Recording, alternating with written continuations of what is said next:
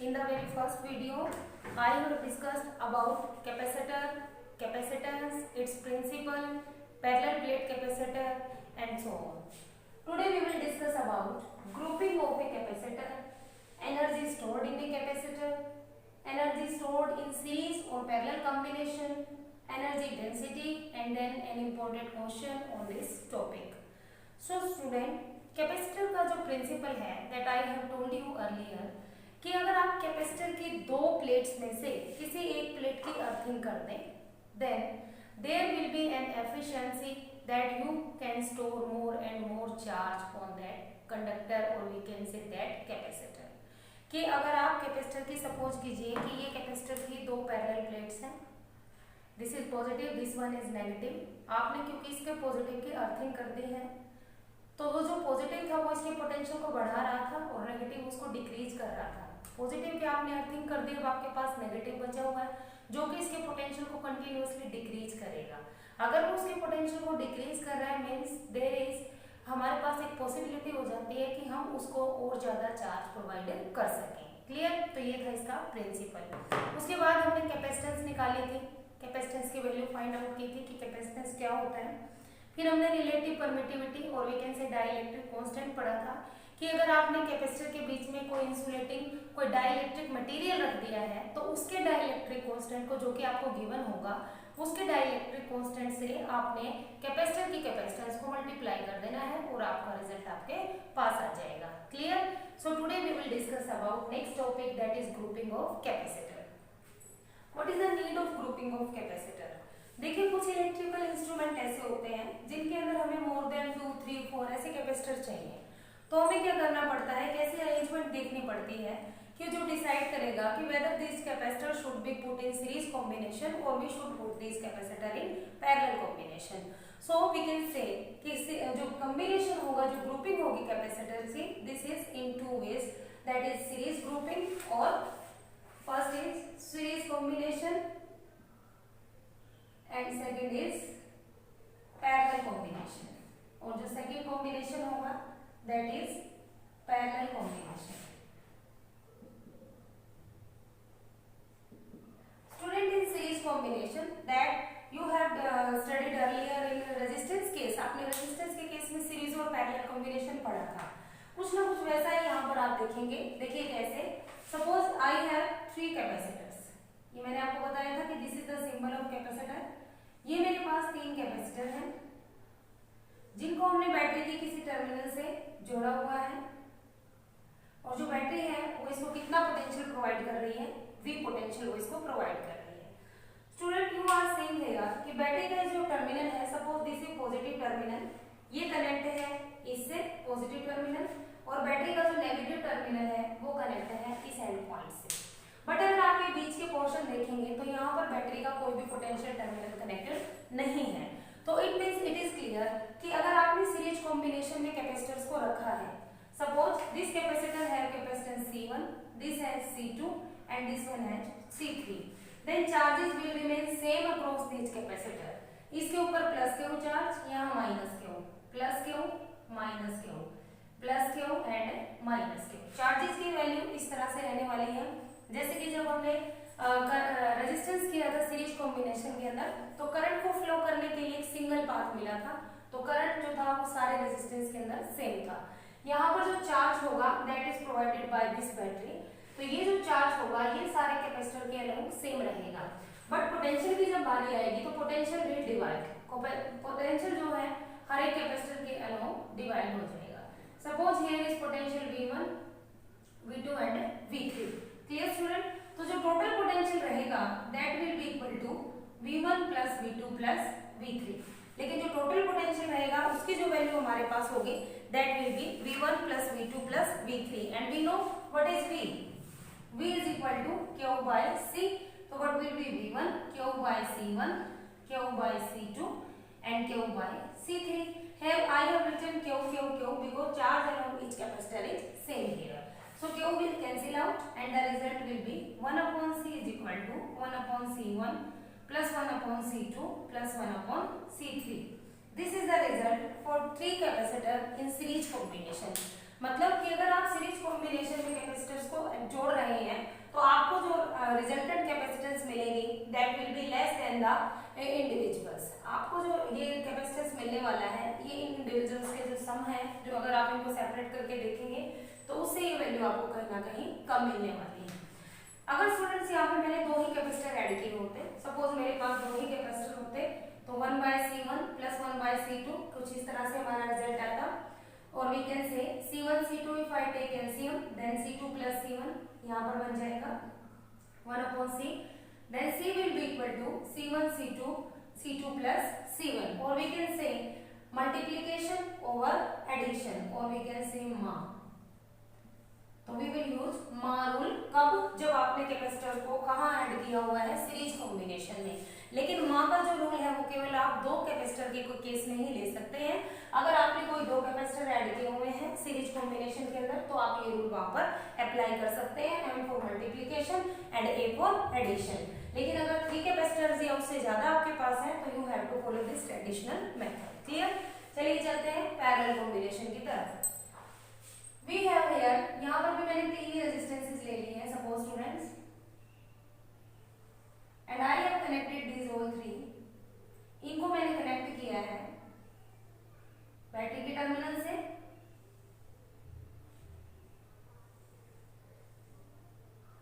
इनको मैंने बैटरी के टर्मिनल B से कनेक्ट कर दिया है। Suppose this is C1 C2 and C3, ये तीनों क्या है, ये तीनों इसकी कैपेसिटेंस है C1 C2 एंड C3। अब देखिए स्टूडेंट्स, यहाँ से बैटरी का पॉजिटिव टर्मिनल और ये बैटरी का नेगेटिव टर्मिनल, बैटरी का पॉजिटिव टर्मिनल यहाँ से चला और तीनों के साथ कनेक्ट है। Clear?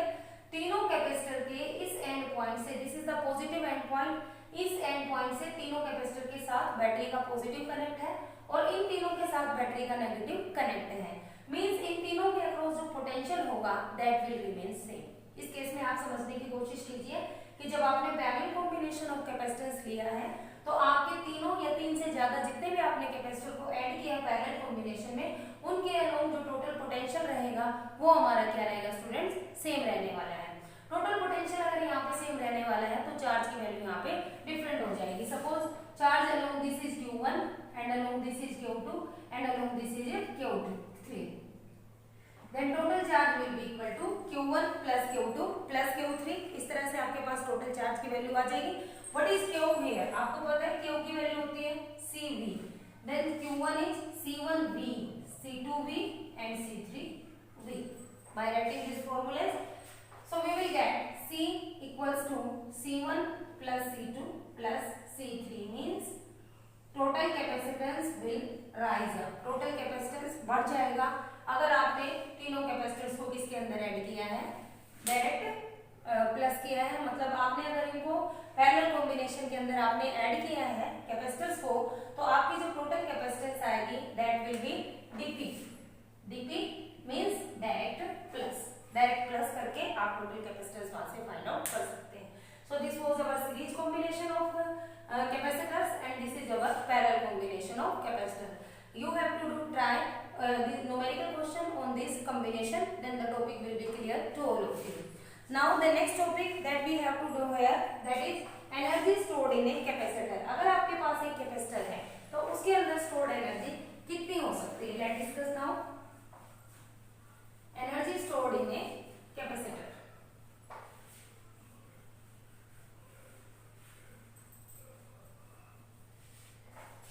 Students, you know this is the symbol of parallel plate capacitor having plus Q charge and this will have suppose minus Q charge। इसकी पोलैरिटी प्लस है और इसकी पोलैरिटी माइनस है। Clear student? क्योंकि इसका जो plus था उसको हमने क्या कर दिया है, अर्थिंग कर दिया है, जैसा कि मैंने आपको प्रिंसिपल ऑफ कैपेसिटर के अंदर बताया था। Then the direction of electric field will be like this. E की वैल्यू यहाँ से क्या रहने वाली है student, sigma by epsilon naught, जो कि आपने फर्स्ट चैप्टर में किया था कि इस पोर्शन में और इस पोर्शन में आपको कोई इलेक्ट्रिक फील्ड नहीं मिलने वाला। जो इलेक्ट्रिक फील्ड आपको इनके बीच में मिलेगा that will be E equals to sigma by epsilon naught and sigma equal charge upon area, then E will equal to Q by A epsilon naught। Give this equation number 1। This is the electric field inside the parallel plate capacitor। I have taken here a parallel plate capacitor and this is the electric field inside the parallel plate capacitor। Now student suppose कि इस charge से अलावा में मुझे यहाँ पर कोई charge transfer करना है। If I have to transfer extra charge to this plate, अगर मुझे यहाँ पर एक्स्ट्रा चार्ज चाहिए तो मुझे वर्क करना पड़ेगा उस चार्ज को यहाँ पर ट्रांसफर करने में। क्लियर? तो सपोज कि मुझे dw वर्क करना पड़ा, कितना चार्ज ट्रांसफर करने के लिए? dq चार्ज ट्रांसफर करने के लिए। अगर आपने dw वर्क किया है then that dw will be equal to v into dq, means जितना उसका पोटेंशियल था उसके साथ उस चार्ज को मल्टीप्लाई कर दीजिए जो कि आपने ट्रांसफर किया है। और अगर आपने पोटेंशियल के साथ कोई चार्ज ट्रांसफर किया है मींस आप क्या कर रहे हैं, वहां पर वर्क डन कर रहे हैं। This is the basic funda that you have to do in the energy stored in parallel plate capacitor. यानी कि अगर आपके कैपेसिटर का जो पोटेंशियल था वो V था और आपने उसके अंदर कितना चार्ज ट्रांसफर किया students? dq, then the total work done will be dw is equal to v into में dq। What is v?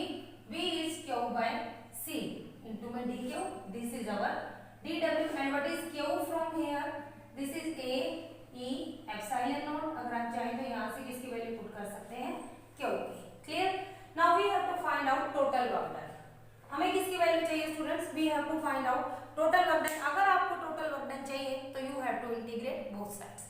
लेकिन जब आप इंटीग्रेट करेंगे वर्क डन हमारा 0 से w रहेगा एंड चार्ज की वैल्यू, चार्ज यहाँ पर क्या दिया हुआ है? q dq। तो q की वैल्यू आपके पास रहने वाली है 0 से q। सपोज कि हमारे पास स्टार्टिंग में अगर मुझे w चाहिए, this will be integration of dw। Now 1/c बाहर आ जाएगा q dq, जो लिमिट यहाँ से जाएंगी that will be q to capital Q। और we can say 1/c what will be integration q square by 2 0 to q, और we can say 1/c q square by 2। ये हमारा रिजल्ट आ जाएगा work done. This work done is stored in the form of potential energy in the capacitor। ये work done कहा जाता है? This work done is stored in the capacitor in the form of potential energy। So we can write is U। U is equal to half Q square by C। Clear है students? ये जो work done आपने किया है जरा सा charge को extra increase करके, that work done is stored in the capacitor in the form of its potential energy and that potential energy written as U। U is equal to half Q square by C। Now you can write the different form of this equation। कैसे? As we know Q equals to CV, ये हमने पढ़ा था capacitance के case में। तो we can write Q को हम क्या लिख सकते हैं? C square V square by C और U will be equal to half CV square। एक इक्वेशन आपको यहाँ से ये मिल जाती है, पहला फॉर्मूला आपको यहाँ से ये मिल जाएगा, give is 1 and you can give it 2। और अगर आप इसको भी चेंज करना चाहें तो आप ऐसे लिख सकते हैं CV इंटू में V। इस फॉर्म को मैं ऐसे लिख सकती हूँ, this will become half Q V। This is another form of potential energy. Clear student? So this is the energy stored in parallel plate capacitor. आपने इस तरह से कैपेसिटर लिया है, उसके अंदर आपने कितनी एनर्जी स्टोर कर सकते हैं, that is the particular formula of parallel plate capacitor. Now we have to find out कि अगर हमने कैपेसिटर को सीरीज में ऐड किया हुआ है तो कितनी एनर्जी स्टोर कर सकते हैं, और अगर आपने कैपेसिटर को पैरेलल कॉम्बिनेशन के अंदर ऐड किया हुआ है तो आप उसके अंदर कितनी एनर्जी स्टोर कर सकते हैं। Then the relation that will be helpful to us are equation first and equation second। देखिए आपको यहाँ से आइडिया लगाना होगा कि जब हमने सीरीज कॉम्बिनेशन लिया था तो अगर रिजल्ट होज 1/c equals to 1/c1 plus 1/c2 इस तरह से रिजल्ट आया था एंड 1/c जो हमें मिलेगा that was in equation number 1। तो आपको इस पर्टिकुलर इक्वेशन को यूज करते हुए energy stored in series combination निकालना है। सिमिलरली जब आप energy stored in parallel combination लेंगे तो you have to take this equation because here we have C and C equals to C1 C2 C3 and so on. So students चलिए इसको निकालते हैं, energy stored in series combination, then we will find out energy stored in parallel combination. Energy stored in series combination, पहले हम series combination की बात कर लेते हैं। आपके पास एनर्जी का फॉर्मूला है half Q square by C। Suppose the capacitors are added up in series combination, then the capacitance will be equal to 1/c equals to 1/c1 plus 1/c2 and so on। इस तरह से हमने क्या निकाली थी उसकी capacitance. इस वैल्यू को अगर मैं यहाँ पुट कर दूं 1/2 क्यू स्क्वायर मेरे पास है और 1/c की मैंने ये वैल्यूज पुट कर दी 1/c1 plus 1/c2 and so on. इस तरह से मैंने ये वैल्यूज यहाँ पर पुट कर दी।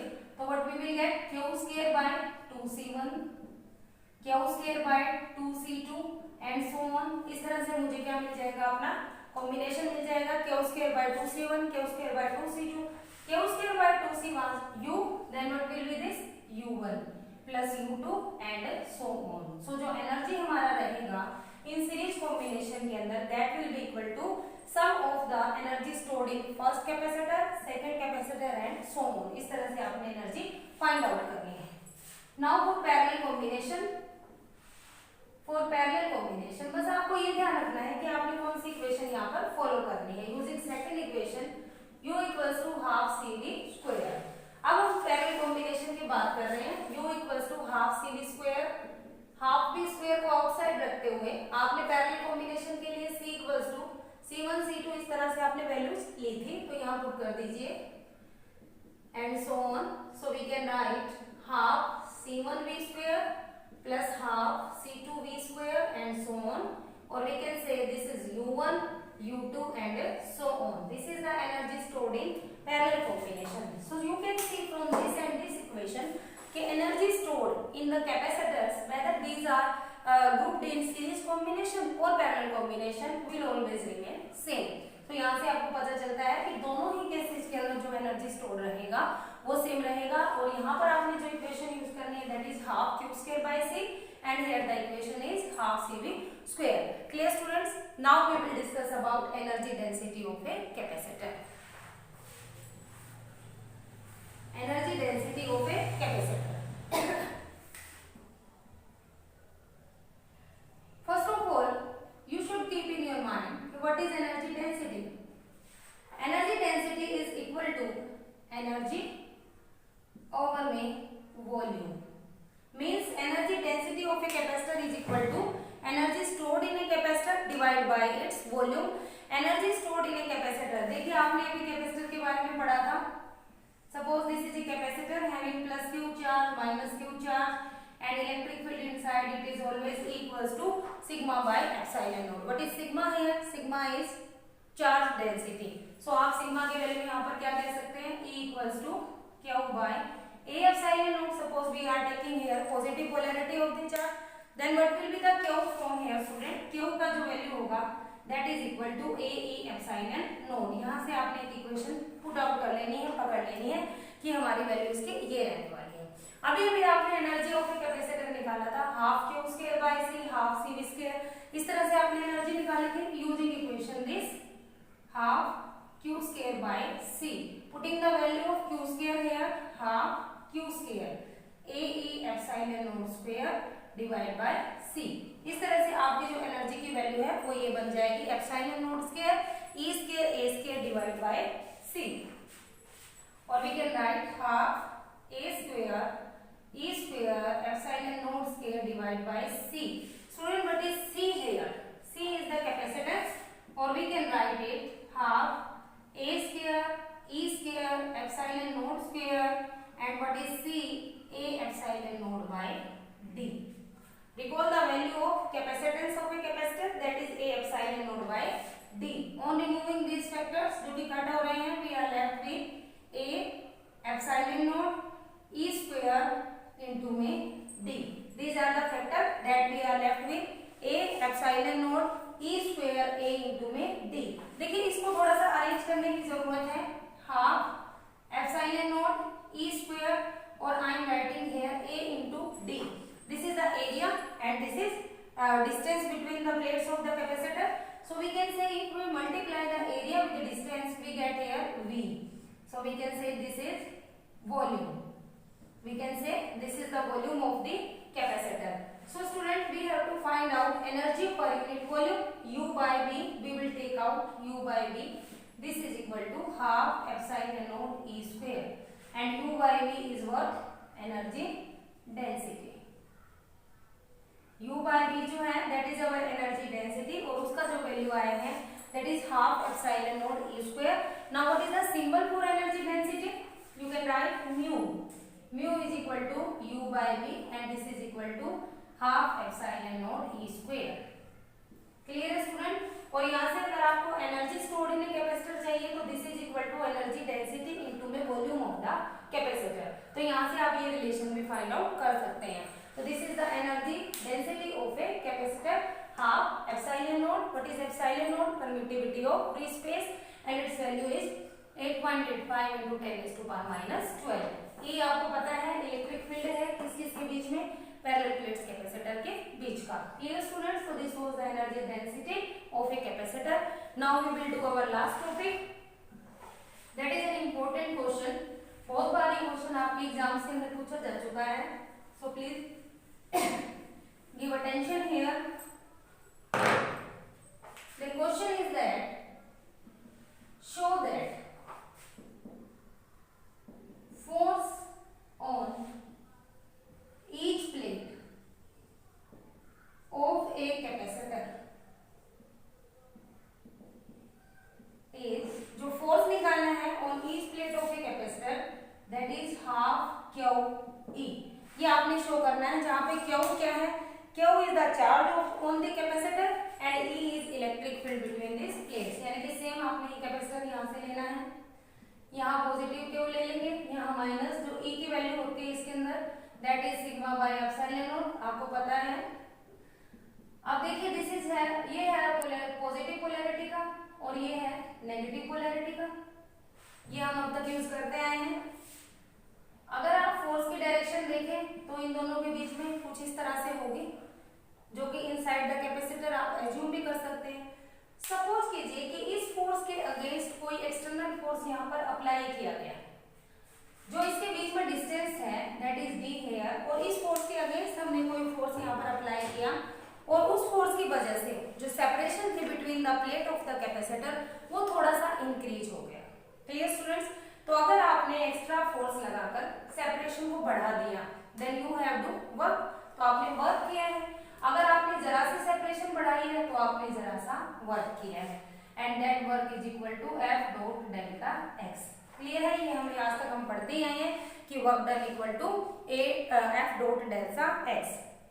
अब देखिए स्टूडेंट, अगर आपने फोर्स लगाकर गैप को इंक्रीज कर दिया, मींस जो उसका वॉल्यूम था वो भी क्या हो गया? इंक्रीज हो गया। तो वॉल्यूम ऑफ द कैपेसिटर कितना इंक्रीज होगा? वॉल्यूम ऑफ कैपेसिटर जो आप लेते हैं वो क्या बन जाएगा हमारा? A delta x। इस तरह से आपका जो वॉल्यूम है उसकी वैल्यू क्या होगी? चेंज होगी। Now increase in energy, increase in energy. अभी मैंने आपको बताया था कि अगर आप इंक्रीज इन एनर्जी लेना चाहते हैं यहाँ से, तो इंक्रीज एनर्जी का फॉर्मूला हो जाएगा म्यू इनटू में volume. Mu is energy density and volume is A delta x। इस तरह से आपने यहाँ से क्या निकाल लिया? इंक्रीज इन एनर्जी, जहाँ पे म्यू को आप क्या कहते हैं? एनर्जी डेंसिटी कहते हैं। Now students, work done energy density both will remain same. आपको पता है work done is equal to increase in energy. दोनों बातें जो वर्क और एनर्जी के लिए रहती हैं वो सेम रहती हैं, तो आपने इन दोनों इक्वेशंस को कंपेयर कर लेना है। Means F delta x mu A delta x। इस तरह से आपने दोनों इक्वेशंस को कंपेयर कर लिया। Delta x will cancel out with delta x, तो डेल्टा x यहाँ से कैंसिल आउट हो जाएगा। F will be equal to mu into में A। And what was mu? आपने म्यू की वैल्यू यहाँ कहीं फाइंड आउट की थी। Mu was half epsilon naught E square. Clear student? तो यहाँ पे म्यू की वैल्यू रख दीजिए half epsilon naught E square into में A। This was our mu means energy density, जिसकी वैल्यू आपने half epsilon naught E square यहाँ पर पुट कर दी है। अब मैं एप्सिलॉन नॉट A और E इस वैल्यू को चेंज करने वाली हूँ। क्यों?